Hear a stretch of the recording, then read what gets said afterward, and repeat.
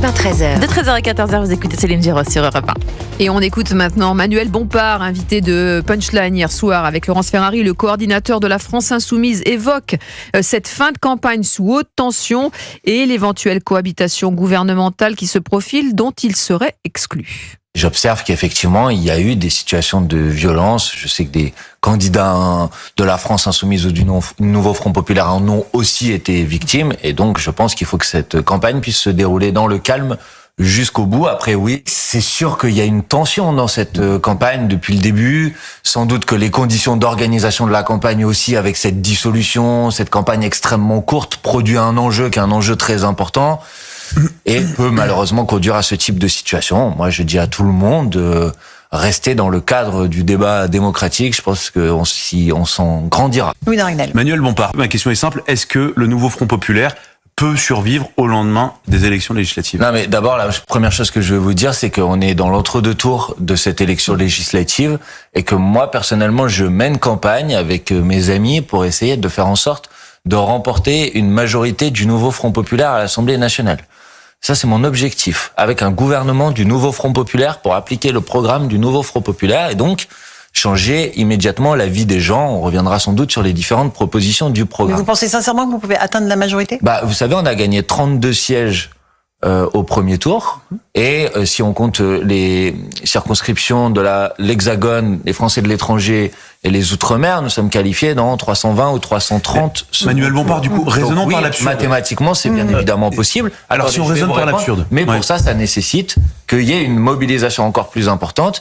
Il y a un tiers des Français qui n'ont pas voté au premier tour des élections législatives, et je profite de ma présence ici sur ce plateau pour les inviter à se saisir de ce deuxième tour. Et du coup, si on raisonnait dans l'autre sens, une hypothèse que vous n'envisagez pas, mais imaginons que soit un autre parti qui ait la majorité absolue ou que personne n'ait la majorité absolue, si Emmanuel Macron propose un gouvernement de coalition avec certains partis du Nouveau Front Populaire, est-ce que le Nouveau Front Populaire peut survivre ?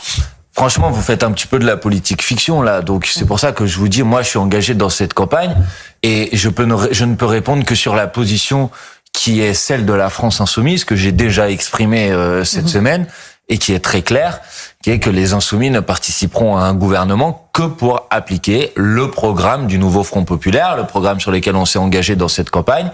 Et j'ai ajouté, je le redis ici, rien que le programme, mais tout le programme. Manuel Bompard, le coordinateur de la France Insoumise sur Europe 1 et CNews. Quel avenir, selon vous, Paul Melun, pour cette France Insoumise ? Ça lui coûte pas très cher de dire ce qu'il a dit là, Monsieur Bompard, sur le fait que la France Insoumise rentrerait pas dans un gouvernement de coalition. Pourquoi ? Parce que de toute façon, je doute que un gouvernement de coalition propose à des insoumis, après leurs propos depuis le 7 octobre, d'intégrer un gouvernement. Non, si gouvernement d'union nationale il doit y avoir, ce sera probablement une coalition peut-être autour du centre-gauche. Centre-gauche pour lequel je pense qu'il y a un certain nombre de personnes de talent, on entend un certain nombre de noms, je pense par exemple à Carole Delga, la présidente de la région Occitanie, qui a fait ses preuves comme élue locale dans son territoire, qui est une femme d'expérience, qui pourrait éventuellement avoir peut-être le poste de première ministre, et après, derrière elle, charrier une majorité plutôt de centre-gauche. Oui. Mais ça, c'est une gauche de gouvernement, c'est une gauche républicaine, laïque. C'est une gauche de concession aussi, parce qu'il il a l'air de vouloir en faire aucune, Manuel Bompard. Bien sûr, mais c'est pas la même gauche que Monsieur Bompard, et je suis pas sûr que les Français aient très envie d'avoir la France Insoumise au pouvoir, voyez-vous, alors qu'une gauche plutôt républicaine et de gouvernement, c'est pas la même chose. Et il n'a pas tort, Manuel Bompard, de dire que la majorité absolue n'est pas inconcevable pour le Nouveau Front Populaire. Vous y pensez ?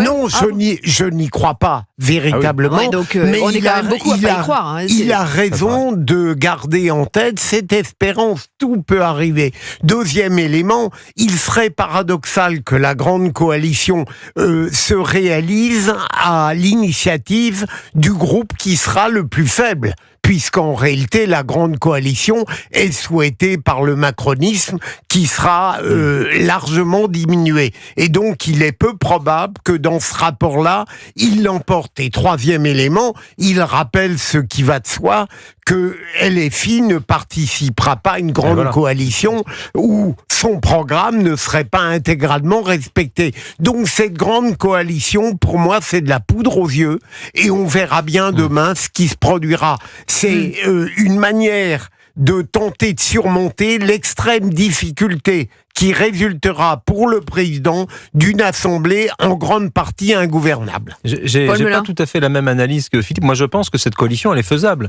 Et je pense que, précisément, si le RN n'a pas la majorité absolue, et on s'achemine vers ça, il risque d'y avoir une coalition autour de ce gouvernement d'union nationale qui peut-être d'ailleurs, aurait une majorité relative entre probablement le groupe Ensemble, ça ferait déjà 150, peut-être 140 députés, plus les socialistes, peut-être les communistes et peut-être les écolos, pour faire une majorité relative qui donnerait un gouvernement qui peut-être expédierait, comme on dit, les affaires courantes, mais un gouvernement n'est pas là que pour faire la loi. Il est aussi là pour gérer l'administration, mettre en place les Jeux Olympiques, par exemple. Donc, on peut très bien imaginer pendant 12 ou 18 mois un gouvernement qui serait pas un gouvernement de réforme, mais un gouvernement technique. Ça me paraît... Le retrait des retraites, sur le plan régalien, j'imagine mal ce qu'il peut y avoir de commun, par exemple, entre Marine Tondelier et Gabriel Attal. Je veux dire, mais après tout est possible, Paul. Je ne voudrais pas dénier votre capacité d'espérance. Alors, selon les prévisions, notre sondage OpinionWay, la coalition de gauche peut espérer voir son nombre de sièges augmenter. Elle pourrait obtenir entre 150 et 180 sièges, soit une hausse de 19 à 31 sièges par rapport à 2022. Mais le gain pour LFI ne serait pas énorme en revanche. On passerait de 58 à 72 sièges alors qu'ils ont actuellement 75 sièges. Donc Et ce seraient les socialistes qui demeuraient le groupe le plus nombreux? Non, LFI resterait en tête, mais voilà, le PS juste derrière avec 31, avec 33 et 43. Écologie Les Verts, c'est eux qui font la meilleure progression entre 28 et 38 alors qu'ils en avaient que 21. Voilà, ce que je veux dire, c'est que tout ça pour ça, on a envie de dire, et pour dire après, à l'arrivée, on ne s'associera pas. Oui, mais en même temps, derrière tout ça, il y a une inspiration totalement délétère qui nous a proposé une dissolution dans le pire des moments pour la France. Et il faut être, je dirais, parfois c'est au fond du désastre qu'il y a des occasions de renaissance. Au sens large, je ne fais aucune allusion au macronisme, mais ça va être compliqué. Paul Melun, d'autant que je pense que, très, très court, je pense que la gauche, dans cette campagne, a été plombée par l'attitude délétère de la France insoumise. Et d'ailleurs, ça a été dit par François Ruffin, que Jean-Luc Mélenchon était un boulet pour cette campagne, ça a été dit par Fabien Roussel, parce que sur le terrain, les gens l'interpellaient, lui disaient, mais monsieur Roussel, vous soutenez quand même pas les outrances de messieurs Boyard, Guiraud, qui font les pitres à l'Assemblée nationale. Ils ont fait beaucoup de mal à la gauche. Voilà, et c'est sûr qu'il y aura des traces.